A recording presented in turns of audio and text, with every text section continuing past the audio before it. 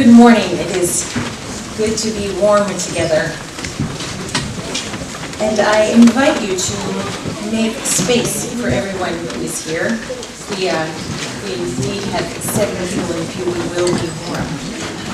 Which means if there's an empty spot right in the middle of your row, you could scooch to the middle so that the ends are open, because then people can see that there's space. And if you're feeling we have brought back the pews that the choir used to sit in to sing when the choir had the liturgical parts of the service to sing. You can see we have some of our leaders in front pew sitting up here. So for the next, well, for however long, that we need extra spaces so that we can all be together, so that we can be arm in arm and shoulder to shoulder through difficult times. We'll keep trying different things to make sure that there really is space for each other. And we'll be sitting closer together for a while here.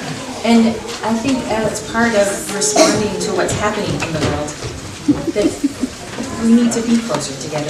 We need to be arm in arm and shoulder to shoulder, and sometimes be a little closer than we're used to and that we're usually comfortable with, because we need each other so much that we just have to be close to each other. So thank you for being bold. Thank you for making space for each other. Thank you for knowing that even if it's a little closer than you're used to, we're together, and that's the most important thing.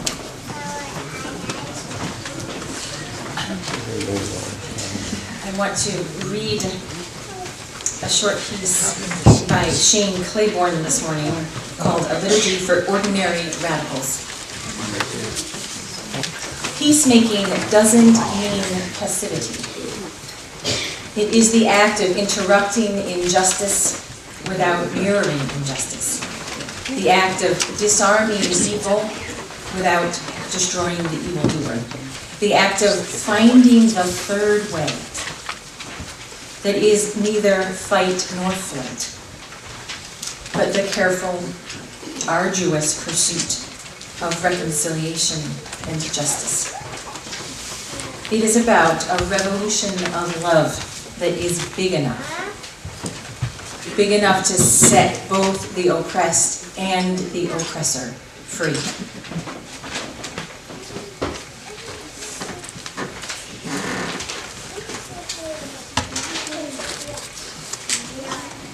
That is our work in the world now, and that is why we need to be close together.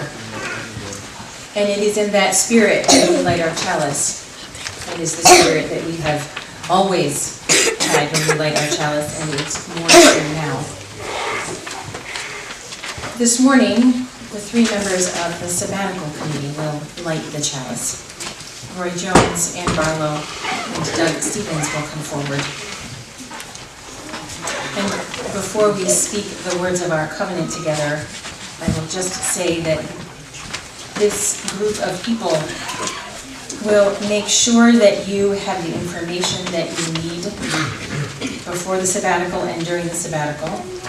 They will be like those old-fashioned telephone operators. Some of you won't understand this metaphor, but some of you will. There used to be a board, and the telephone operator had a headset and lots of different cords that I think it was always a she then, would plug in. So you would call in and ask for something and get plugged in. That's what these people will do. They may not have the answer, but they'll be able to help you find the answer. So if you have a question or a concern or a compliment or a confusion, these are the people who can help you find it. They are not decision makers, but facilitators. And if you know Roy or Ann or Doug, you know that they are reflective, open-hearted, and deeply engaged with this community. Thank you for your work in the sabbatical committee, and thank all of you for keeping connections strong. I invite you to say the words of our covenant, which you will find printed in the order of service. Love is the doctrine of the church.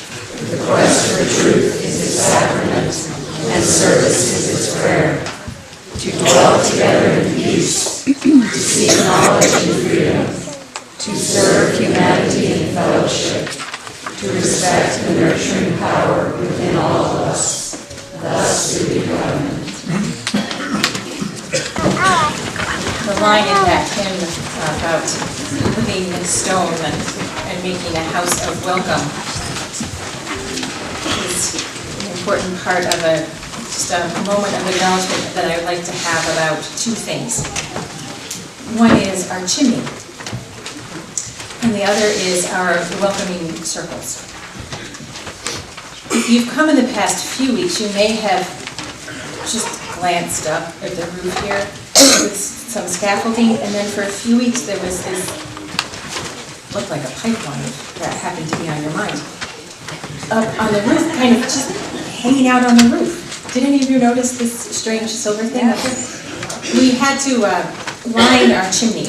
We discovered that the chimney had some holes in it to see through it. And when we decided to repair that, we realized that it needed to be lined to be a safe chimney so that we could continue to have fire here in the form of a furnace and be safe. It's the trouble with fire. You need it, and it's powerful, so you have to be careful with it. So Jonathan Windsor, longtime member and current board member, has been up there on the roof with assistance from several people, making it safe again. And I noticed that the chimney is actually right behind our chalice. So the chimney runs right about here. You can't see it, of course, and the only place you can see it, up on the roof line, is down in the cellar by the furnace. And if you want to see that, you can go on a guided tour. But the furnace sits, two furnaces in fact, sit here and here, just right in front of the chalice. One other place you can see the chimney is if you go into the kitchen, you can see two little holes where the plaster in the wall has fallen out. I'll get to that. I think those circles are where there used to be pipes from coal stoves that were how we used to warm this building. And you can find the same in the old parsonage. So this is the spot for both literal and symbolic fire. This is the spark, the hum, the hearth of this place.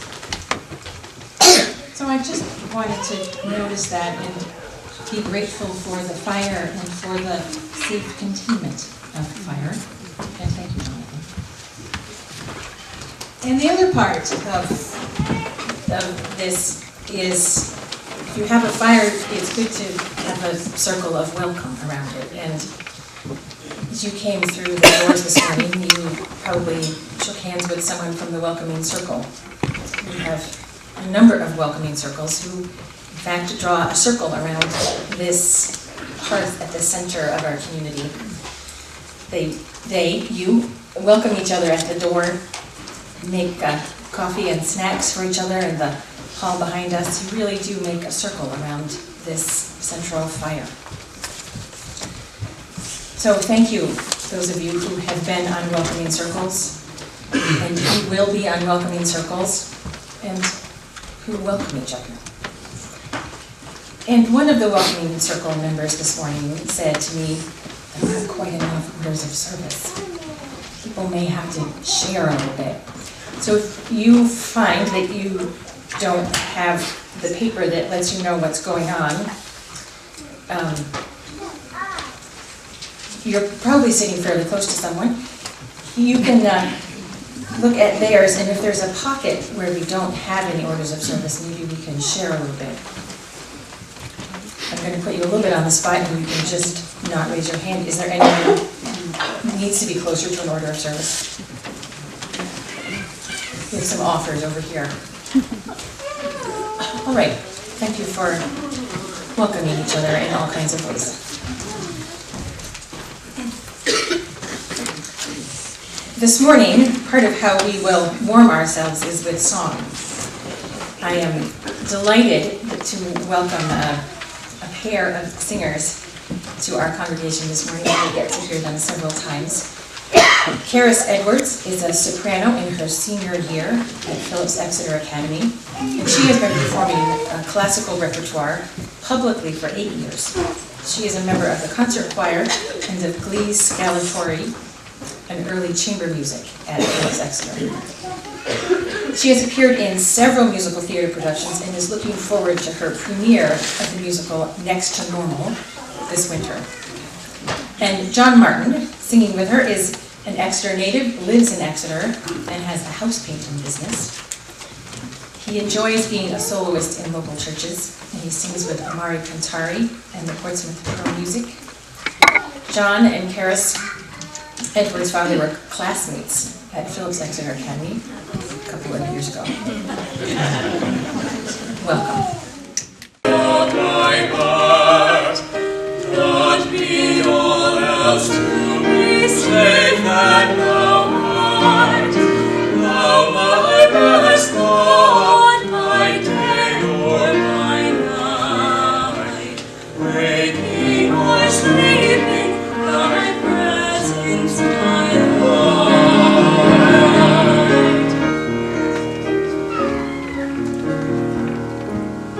Be thou my wisdom, and thou my true word. I ever with thee, and thou with me are. Thou my soul shelter, thou my high tower. Praise thou me heavenward, O crown of my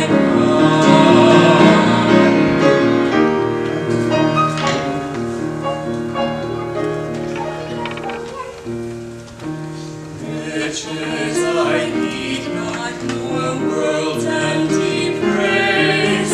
Thou my inheritance, thou and all praise.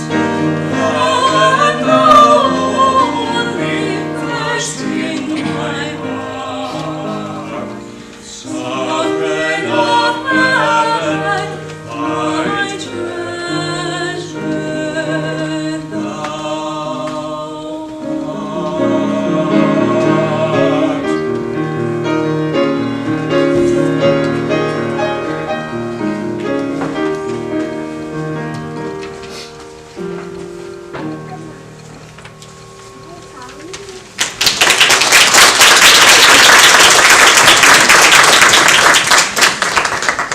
Moments when it's hard to find a spark of joy these days. And joy is still real, and joy is still important. It's part of how we keep living.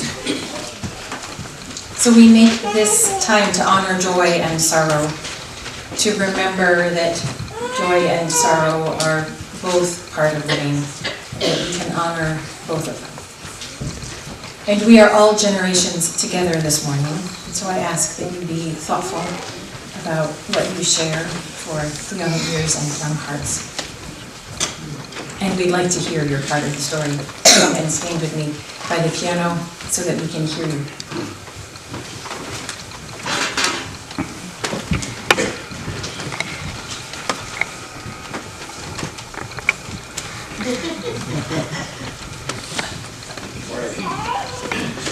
I'm Paul Friedrichs.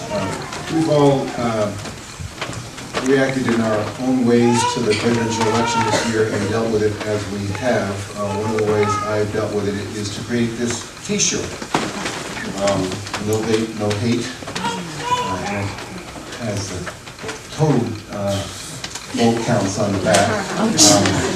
This was the Wikipedia vote counts that weren't quite final, which is why I ordered the shirts. Anyway, I would like to sell this shirt as a fundraiser for FUUSE. I have a number of copies of various sizes, small to extra large, and for a suggested $15 donation, you can have one too if you're at all interested. And 100% of the amount will be given to FUUSE as my donation. But, purple, and to me, the big message was not to let hate emanate from this election. We can all stand loving kindness to ourselves and the entire nation.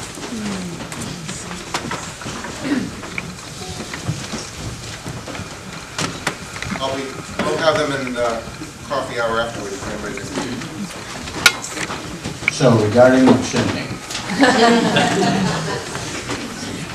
I had volunteers to help think about how the scaffolding was going to work.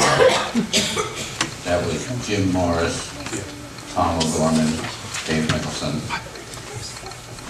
They were also the team that tried to figure out how to get a 10.25-inch diameter liner down a just barely 11-inch chimney. It was 2 days we worked on it, and finally the miracle happened. Yesterday the scaffolding went down. I mean, we took it down. Down the ladder. And that was the team, once again, Dave Mickelson, Cliff Sennett, and Steve Kenny. Also,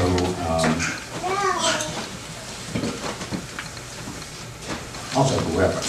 I couldn't have done it without their help. And that's a joy.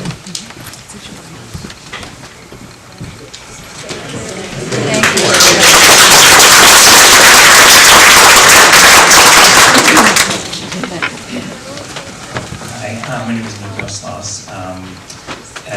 So my joy is being here today for the first time since the spring.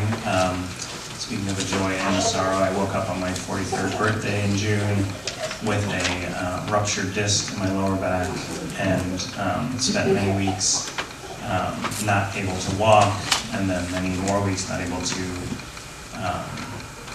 sit upright, ride in the car. So it's nice to be here and sitting with you. And I just want to say thank you to this community and the caring committee that reached out to my family, and everyone that made us meals and supported my wife and my family through all this. And thank you also to my wife and my 2 daughters for supporting me through this, for taking care of pretty much everything for me for several weeks. And my daughter, who wrote me get well soon cards that turned into get well or else cards, into what is going on cards. So thank you to everyone.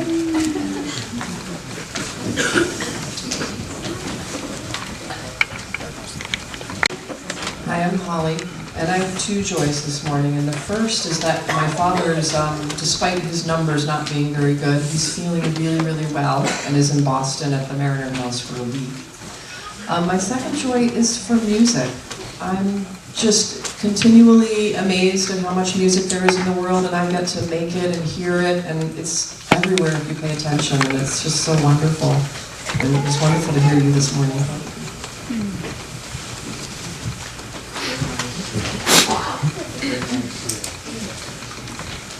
Hi, I'm Roy. This starts out with a sorrow and ends up with a joy. I have a sister, Ronnie, technically a half-sister, who has been alienated from us for many years because she felt that we weren't good enough to our mother. So that was a source of contention. But, of course, we don't like being alienated. And Martha and I were talking about that. And we were talking about Ronnie, who we didn't even know what state she was living in. And the next day, her name showed up on potential friends for Facebook. Why? We don't know. We don't have friends in common. But it just showed up on Facebook. So now we have sort of a long-distance, comfortable relationship, which maybe will grow into something else. But I'd like to put in a word for social media.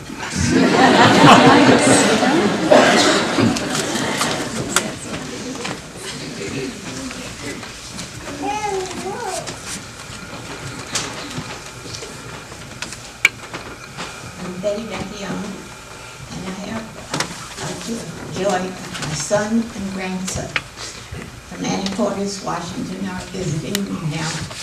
And my other thing is something that when I went to the opera yesterday, which is written by a woman, I'm not sure about that. And besides that, the orchestra and the conductor was also a woman.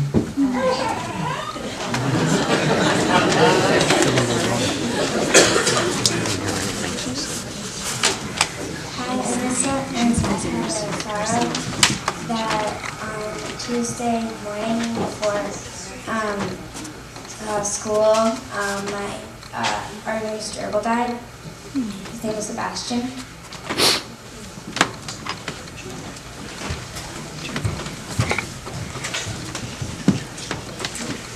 Hi, I'm Kristen. I have a joy this week that I went with many people that are here at this, in this congregation to Dixon Hummel's house and sang carols, Christmas carols, and it was such a joy to my week. And my other joy is that I was driving past the Exeter River and seeing the ice forming on top of it, and our river, after the dam has been taken out, is now gone from its ugly state back to a beautiful state. But I also have a reminder to everyone, my concern is that we are still in a drought. And it was a gorgeous day yesterday. The sun was out. I'm driving down Portsmouth Avenue. I want to pull in and my car is filthy. I want to pull into that car wash, but please remember that we are still in a severe drought. So.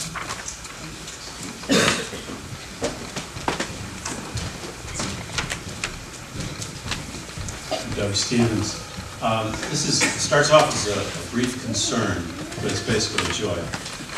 I have the distinct, or maybe dubious, honor of working with Dave Nicholson on the Facilities Committee. If you've noticed, in the last year or so, we've had a few things to deal with. That's the concern. I guess it's strange you have a committee that's constructed around concerns. But in the whole process of this year and a half or so that I've been involved with this group, I've been thoroughly amazed by the enthusiasm, the dedication of our volunteers on the committee, as well as others who have joined in. And it's capped off by what Jonathan has done for us this time. It's amazing. So that to me is a joy.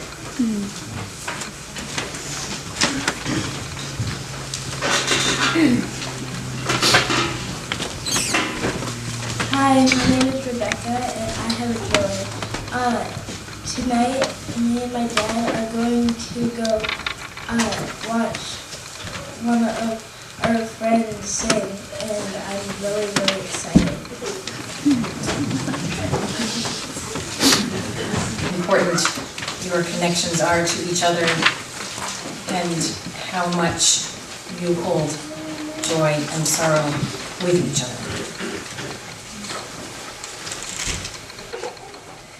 Hands are like flippers and like wings. These hands which make us human also show us how much we are like other animals. They join us to the whole story of evolution, to the story of life becoming on this planet. And so this morning I would like to invite you to join in a hand-to-hand meditation. We've done this a couple of times before in the past decade, so it may feel familiar to you. And it is, I'll describe it just briefly, and then we'll talk a little bit about logistics, and then we'll set up to do this meditation while the choir goes to the back so that they can sing the meditation response. If you're wondering why suddenly one of the congregation just stood up. So in this meditation, you will rest the back of your hand against the back of your neighbor's hand for a moment. And this is the constant disclaimer. It's true of everything, and I think Unitarian Universalists try to live into this, which is, we're going to do something together, and if you're not comfortable doing it, don't do it, and that's fine. So if your neighbor doesn't want to participate, they're just going to put their hands in their lap, or if you don't want to participate, they're just going to put their hands in their lap. And it's fine. Maybe their rotator cuff is cranky this morning, and this doesn't seem like a good idea. So I'll invite you to stand for this meditation, and if standing doesn't seem like a good idea for you, but your rotator cuff is all right and you'd still like to participate, you and your neighbor can kind of work something out about making contact for this meditation. And there are some gaps now, so you may want to, before we settle into this meditation time, rearrange yourselves a little bit so that you can make contact. And you can decide if you want to be your own self-contained unit, or if for meditation you want to come down. It's fine either way. So this is a chance to notice our connection to each other, to feel that pulse of life that travels between and among us. So I invite you to arrange yourselves so that you can participate or just be quiet during this time. Maybe move closer or sit still. Stand if you are comfortable doing so. Just touch the back of your hand to the back of your neighbor's hand. And if the Spirit moves you to do something else, that's all right too. This part of the ritual of this community and many communities to take up an offering. And it is an offering, a giving of a gift. A gift, yes, to this community. A gift, yes, to all of the other institutions and individuals out beyond us with whom we interact and who we support and are supported by. It is an offering to all of those things. And we bring that gift that you give up here to this hearth, to this center of the fire in our community. And then it becomes an offering to life, to that breathing that is bigger than all of us. During this offering time, there are candles available up front here if you wish to light one for a memory or a hope during this time. The morning offering for all of the gifts and all of the sparks of this congregation will now be lit.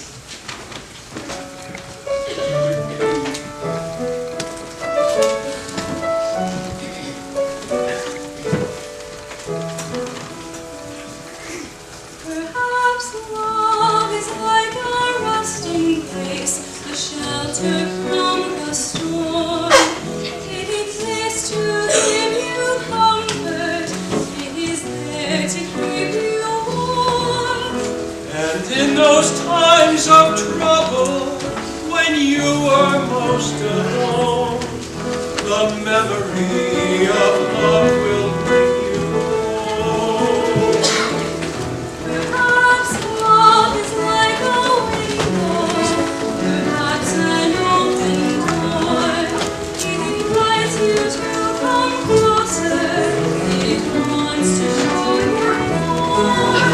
And even if you lose yourself and don't know what to do, the memory of love will see you through. Love to some is like a dove, to some is strong as steel. For some a way of living, for some a way to feel. And some say love is holding on, and some say letting go.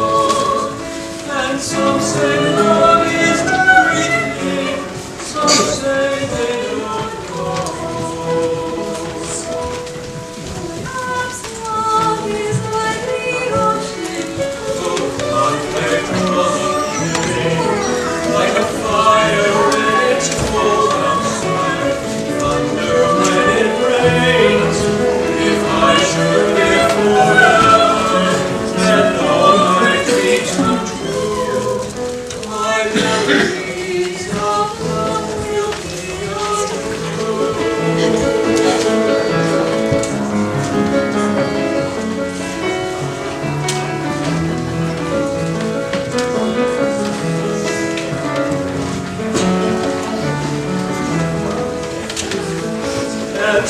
say love is holding on, and some say letting go, and some say love is everything, some say they don't know. Perhaps love is like the ocean, Full of conflict, full of pain, like a fire when it's cold outside, thunder when it rains. If I should live forever and all my dreams come true, my memories of love will be of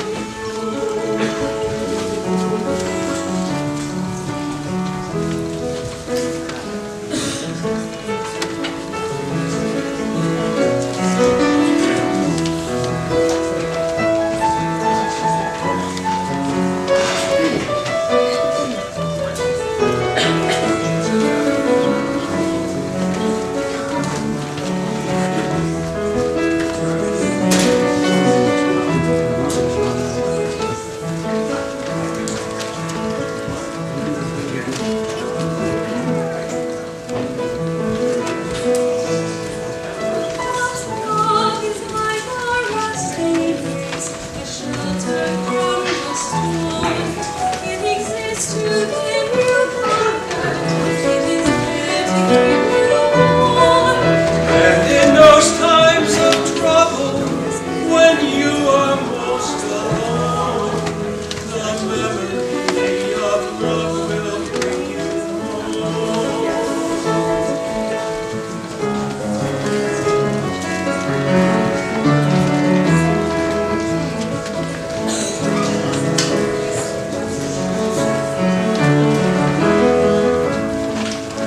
And some say love is holding on, and some say letting go, and some say love is everything, some say they don't know.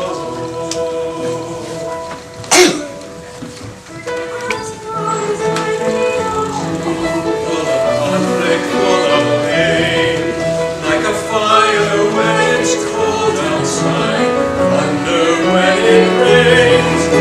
If I should live forever and all my dreams come true, my memories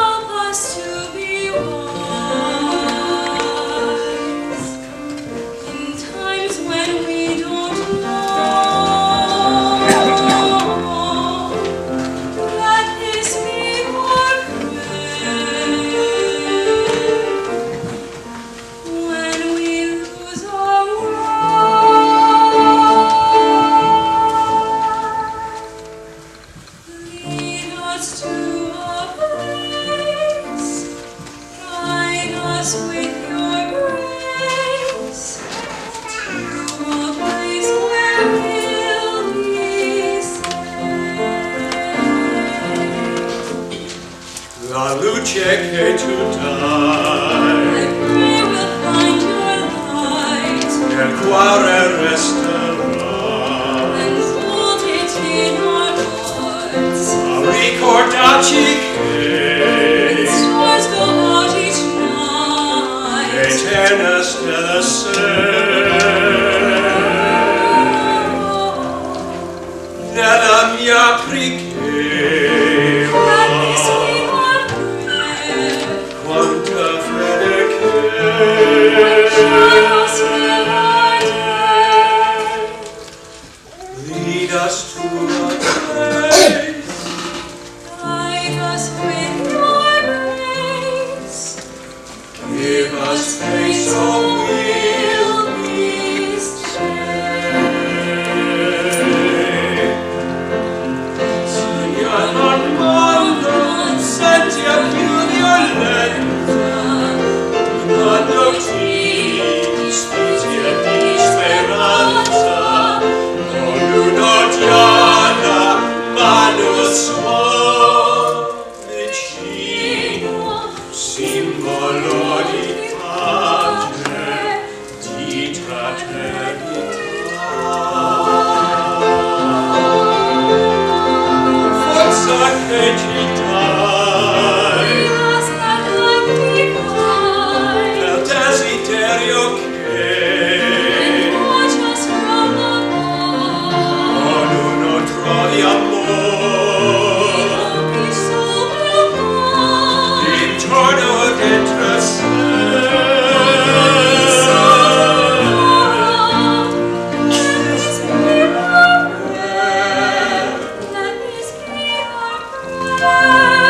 Just like every child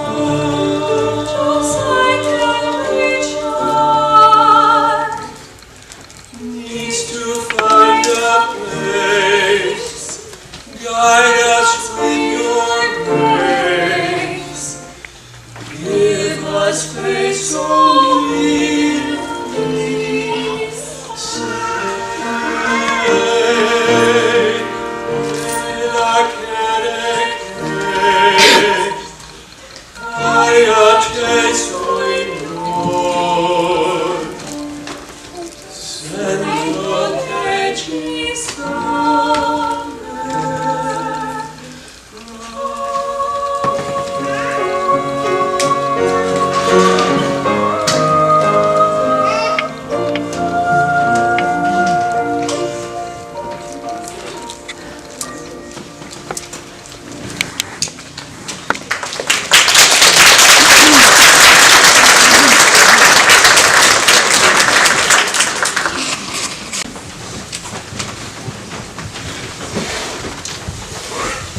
This week, the board sent out a letter describing the plans for my short sabbatical in the spring. And now you've met the sabbatical committee. Sabbaticals are important for any profession whose role it is to provide perspective and depth in this world, from academics to spiritual leaders. And just like bread, something important happens in this rest time. An opening of space, a savor and a lightness that wasn't there before. And the truth is that sabbaticals are good for congregations too. It's a chance for me and a chance for you to reflect on how we make the work ahead of us sustainable. How we work hard but pace ourselves. That will be an important part of the work.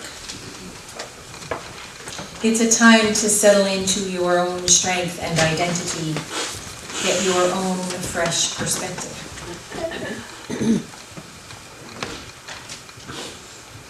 There is a sheet in the parish hall with some actions for engagement this week, and several of those actions and several in the past few weeks that I've put out are from a website called Wall of Us. The women who started it said, Trump promised us a wall, and he's going to get a wall of us. They described several concrete actions that people can take each week to make sure that our society is civil and fair, open and free.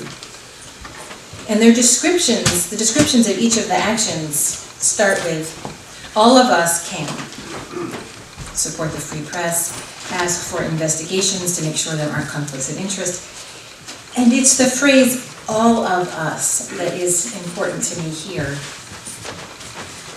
It's true about engagement in this era. Of course, it's always been true, it's just more clear now. And it's true in this congregation. It's not just the minister, it's not just the building, even with its fire at the center here. It is all of us. So there is a way that this is a particularly potent time for your engagement. You've heard already how you hold each other in a circle of welcome. And there are 11 groups getting started about the issues that you've said that you are interested in. You are all of us. When I am on sabbatical, I will stay in touch with regular writings, poetry, actions, reflections. And if what happens is that we need to be in the streets every weekend, every day, I will see you in the streets.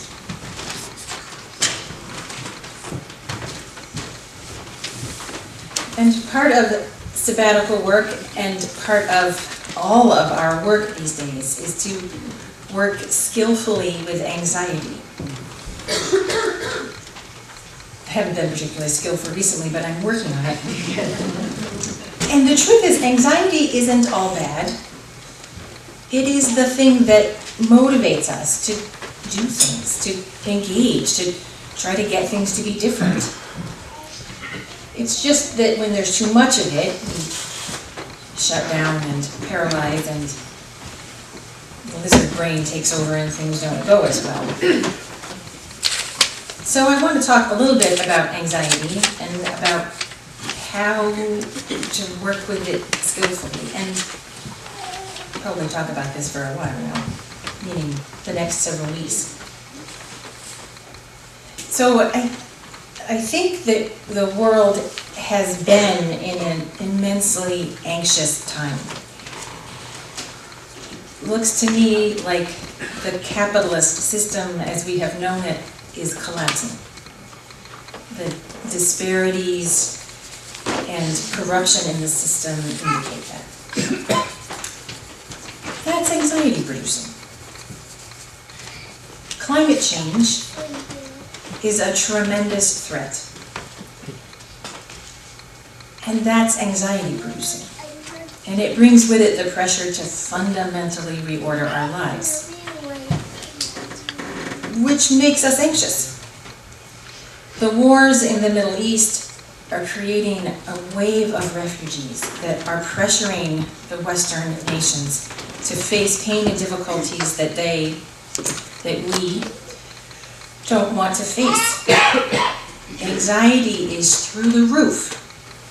So what happens when anxiety is high? Everyone stops thinking and digs in.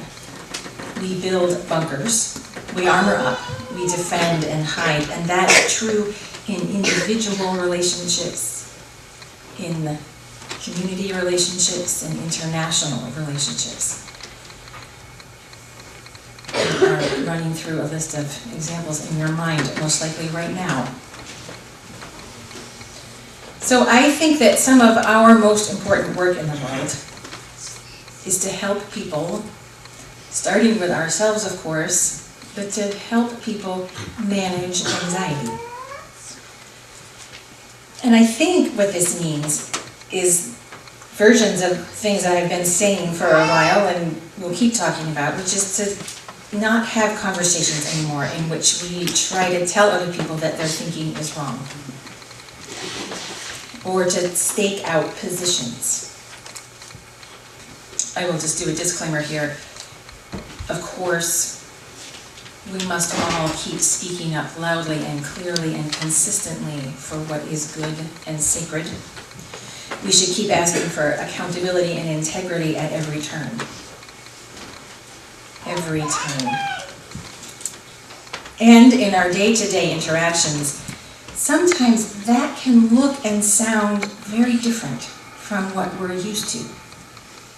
Sometimes in our daily interactions, the most important thing is the tone with which we interact, and much less about information.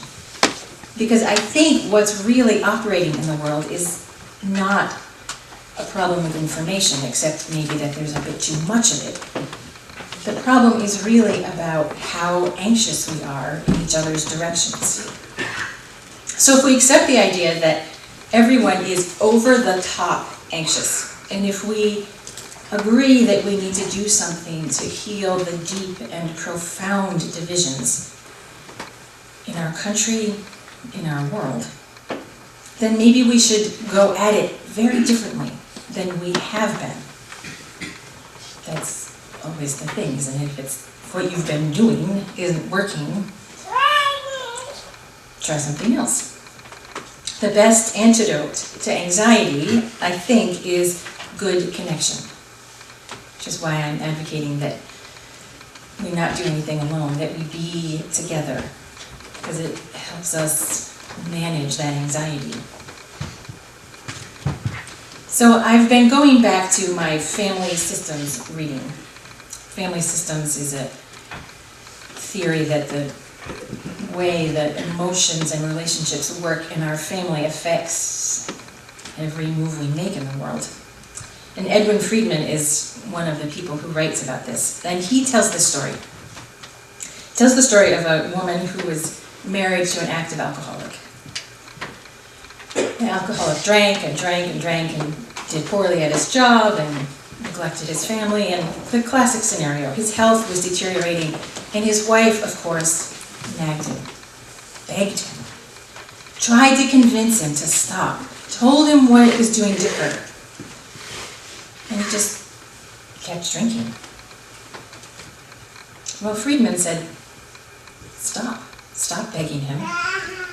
When you're begging him, when you're telling him how bad what he's doing is, you are holding all of the anxiety in the situation.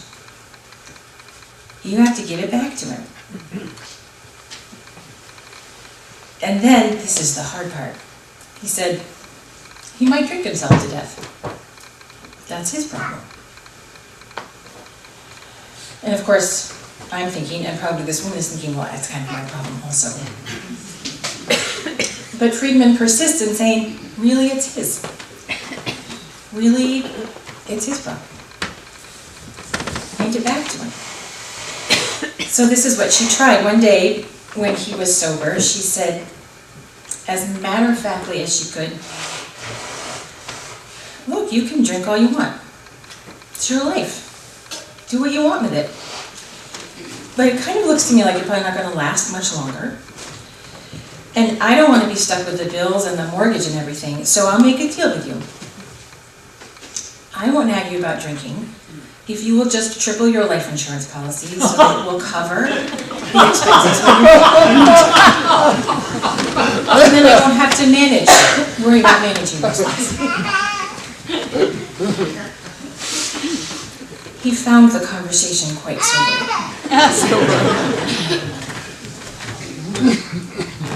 But you can feel how that's a different conversation and takes a different centering of who you are, how you understand whose problem is whose, and our willingness to be a little bit uncomfortable.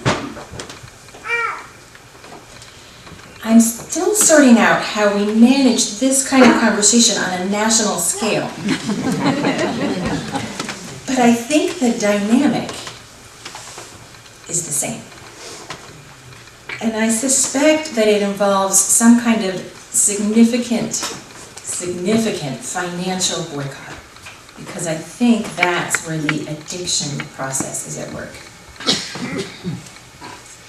I'm thinking about that still, and I'll let you know what my thinking comes up with next. But for now, more individually, these are the kinds of conversations that have the qualities that I'm talking about. There is no trying to convince the other person of how badly their thinking or actions or choices are affecting you. That just doesn't move us, and it doesn't connect people. There is, however, direct conversation and contact on the issues that are important. The woman talked about alcohol use and death. She just did it differently. She also did not project any anxiety into the situation. That's where all the work has to happen. That's where the fundamental shift is. That's how the conversation goes differently. And although this isn't what happened in the scenario I described to you, I think in a lot of our conversations in this world, we will mostly ask questions. The question that I've been advocating a lot for recently is, oh, why do you say that?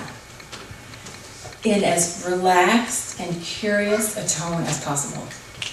Instead of, what? Just, why do you say that? Sometimes then people run into their own wall. And it's actually the way that we begin to find and acknowledge our common humanity. Even if we're not finding shared experiences, there's a sense of at least shared fulfillment. And it means continually setting aside in your mind and in your conversation that things are tossed up and reactions come up that are attempts to get us back in the anxiety. And it means just pushing those aside all the time. It's your life. You can do what you want with it. Well, blah, blah, blah, blah. Why do you say that? That's a hard part to train ourselves to do, to not get distracted by, say, a series of statistics that get trotted out, and then you want to counter them.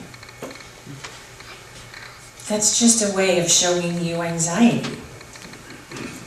You have to figure out how to not react to every statistic and go back to just fundamentals of humanity and asking each other about our lives. And it's hard to do this thing of, when she said, well, it's your life, you can do what you want. Not have your mind start to say, well, clearly he's ruining her life too. The administration doesn't get to decide that everything is decided on oil. In the experiment that I'm inviting us to try, it's not about solving the problem in any given conversation. It's about trying to make contact in different ways. To just begin to do something different. Because the other thing's not working. So part of it, the first thing, is to begin to master our own anxiety. And by master, I don't mean mask or medicate or deny. We're going to be anxious. That's true of the human condition from the start, and it's more true now. The point is to learn to work with that energy in our lives. So I've been working on physically managing my anxiety. More yoga and exercise. It feels sort of indulgent to do those things now. And I think it's actually more important than ever to get our bodies to work with that energy differently. I have also been trying to find excuses for crying, which isn't that hard, actually. But tears are very good for clearing my mind, at least, of fear and anxiety, at least for a short period of time. If I have a good cry, I can then actually conceive of what I might do next. I notice I can call people and make contact in a way that seemed impossible before that. The other thing I noticed that I'm doing, and you've been in a meeting with me, you probably noticed me doing this, I just shake all the time. I used to do this before I had to speak in front of groups of people. Now it doesn't happen anymore, but it is how our bodies manage that energy of anxiety. I think you actually are kind of shaking off fear when you let your body shake. You have probably experienced this in some setting or other, whether it's public speaking or before a job interview or a job review. You feel some part of your body shake, and your body is trying to shake it off.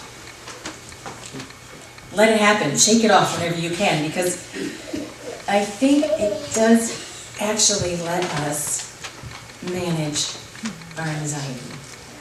And we have to find every possible way to do that so that we can stand in our clarity and in our love for the world, which then means we're standing in our power.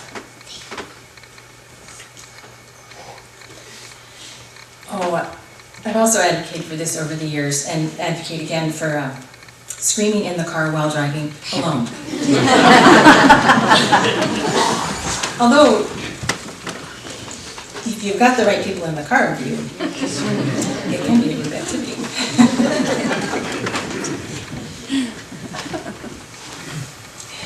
And then it's about beginning to craft these questions that are just open, just relaxed. So if someone says something kind of racist and you say, oh, why do you say that? No accusation, no labeling them of being this or that, just a light, curious tone. And they might blush and squirm immediately. Or they might just lay it out there, which is good, which is useful. It's so much better to have it out and know what we're talking about than to keep pushing on each other and being in corners. So we'll think about what's the next response. You can hang in there with, oh, why do you say that, for a pretty long time, actually. And when they say climate change is a hoax dreamed up by, fill in the blank there, and you can just say, oh, why do you say that? And not engage on the details of the science. When people drill down into the details of the details of the details of the details, that's anxiety. They're just showing you how anxious they are, which we all are, so all right. Don't drill down into the details of the details of the details. You might at some point be able to say, this stuff is really anxious, isn't it? And see what comes up. I heard a story on the radio recently, and I can't remember what the program was, but they were interviewing a woman, and she was going on about how climate change is a hoax, and then at the very end, just the sort of end of the story, she mentioned that her son worked at a coal plant, and she was terrified what would happen if the plant closed and he lost his job. But, well, that's what this story is really about. Of course she's terrified. Of course she wants him to be well. But a solar panel plant in that town with good, clean jobs, she might change her position on climate change and not even notice she'd done it. Because it wasn't about that. It was about the wellness of her people. So, anxiety management. It is the primary work in this moment in time. We all have to learn to live with it and help each other live with it. Sit here, shoulder to shoulder, elbow to elbow. Get used to being uncomfortable and stepping forward anyway. I'm going to do several classes about this in the new year, in which we can share our attempts at this, share your great questions that you come up with, and I am going to keep thinking and see if I can come up with a few more questions besides, oh, why do you say that? And we'll keep figuring out together how to manage both the energy of anxiety and the even more powerful energy of our love. And heart take warmth out into the world. Please join in our unison benediction. The words are printed in your order of service or on your heart. Go with peace. Speak truth, give thanks each day, respect the earth and all our creatures, for they are alive like you. Care for your body is a wondrous gift. Be gentle with yourself, live simply, be of service, be guided by your faith and not your fear. Go lightly on your way, walk in a sacred manner.